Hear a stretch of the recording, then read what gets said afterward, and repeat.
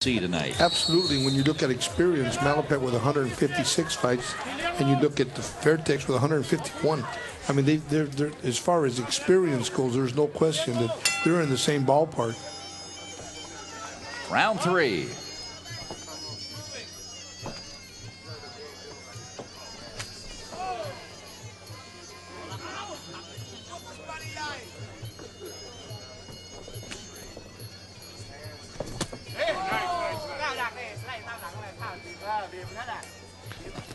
Malapet's eyes starting to swell up there. Yes, it is. Good-looking kid, but his face starting to become disfigured from all the different shots he's taken, from straight lefts to uppercuts from both hands.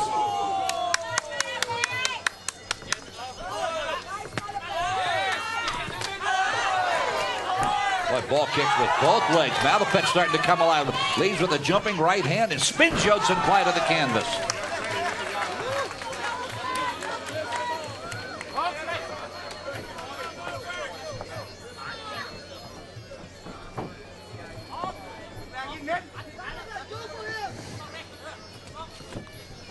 That's on Clyde, just methodical, Phil. Just poker face, doesn't change any expression on his face. Yeah, that's right. Just keeps marching in, pressing on Malapet. Yeah, right hook, left knee. By Yadson Clay.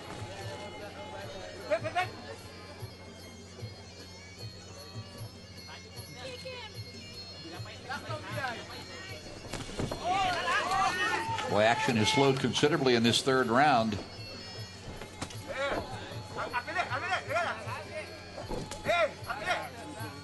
There you see Yadson Clay going high, then going low, and then coming back high. And now back to that uppercut. Straight left hand, right uppercut from that southpaw stance. And then threw a knee in there, Phil, right off the hand combination, came back with that left knee. There he threw it again. Straight left. Peppering that left eye now, trying to open it up to get this fight stopped. Malapet tries to get the left elbow in, can't do it.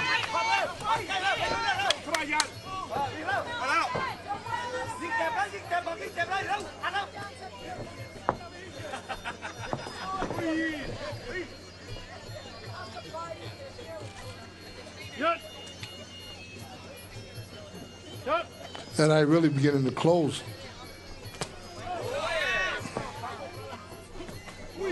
Little short left uppercut. Right uppercut left hand. They're taking their toe now, Phil.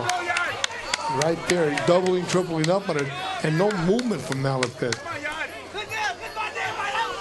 Well, now that blood beginning to stream down the face of Malapet once again here in the third round. Those uppercuts are really finding a home.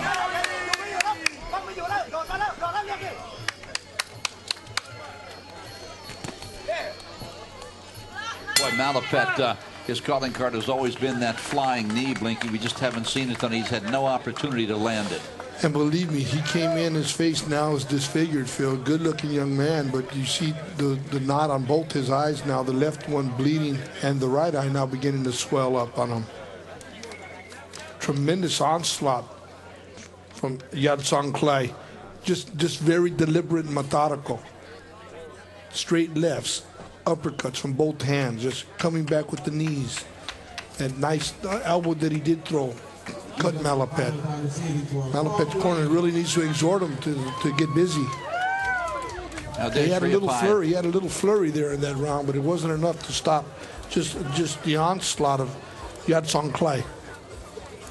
Referee over taking a look. They're going to now bring the physician into the corner of Malapet to see if they're going to allow this fight to continue.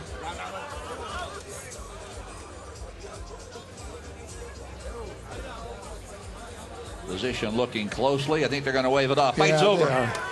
Yeah, Phil, and I think that was really a great gesture by Malapet's corner, because the truth is that Malapet really was not in the fight from the onslaught. This young man, Yadson Clay Fairtex, came in, dictated the pace of the fight, landed all the sharp blows, and was doing a lot of damage to Malapet. Malapet, this just was not his night. He's showing immense respect, bowing down at the feet of Malapet. But the truth being, he just outgunned him tonight. Well, it was a great night of fights here in Jamaica, and Malapet has nothing to hang his head over, Blinky. He gave it everything he could possibly have given tonight, and I have reason to believe that had this fight gone the distance, the outcome would have been the same. The difference is he probably would have absorbed a lot more punishment than he did. Absolutely, and I think the corner did a wise thing, because sometimes you got corners that are real brave because the corner's not getting hit. But, you know, you got some corners that are still good corners, care about their fighters, know they can come back to fight another day, especially great fighters like Malapet. Well, a disappointing night for Team Diamond and Malapet, coming from Upland, California, had hoped to fare better, had all intentions of leaving Jamaica with Judson Clyde's WBC World Super Welterweight title belt, but it was not to be here tonight on this warm evening just outside Montego Bay.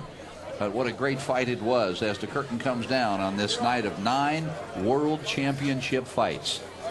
And Blinky, one thing you know about Thai fighters, look at that cut right there above his, about an inch long, right under his eyebrow. Judson Clyde again coming over to Malapet. First time you've seen Judson Clyde smile all night. For Malapet, he was kind of smiling throughout the fight. Absolutely. I think Judson Clyde got tired of hitting him there for a little bit. Yeah, I think you're right. I think you're absolutely right. Andy Blinky, what is it about these Thai fighters? When you fought a lot of fighters from the Pacific Rim. You spent a little time over in Asia. What do you come to know when you go over there or when you take on a fighter with that background? Well, you know they're in tip-top condition always, so you have to do your homework. And you got to give them a different type of fight. You notice the Muay Thai, there's not a lot of movement.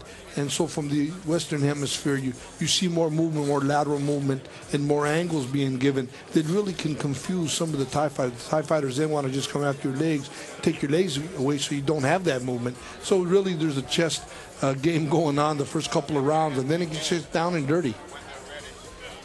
Well, for sure, Malapet will be making a stop over at the medical center here in Montego Bay to have that left eye sewn up so that he can get about the business of returning home to California, where he makes his home now, originally from Thailand, while for Kao Klai, he will return to Thailand with his WBC World Super Welterweight belt. Like you kind of could tell from the outset that it was a situation where Kao Klai was dominant, and he expressed that dominance throughout the entire fight. Let's now go to the center of the ring. Ladies and gentlemen, this fight has been stopped on advice of the doctor. Your winner by TKO victory, Yotsenkai Fairtex.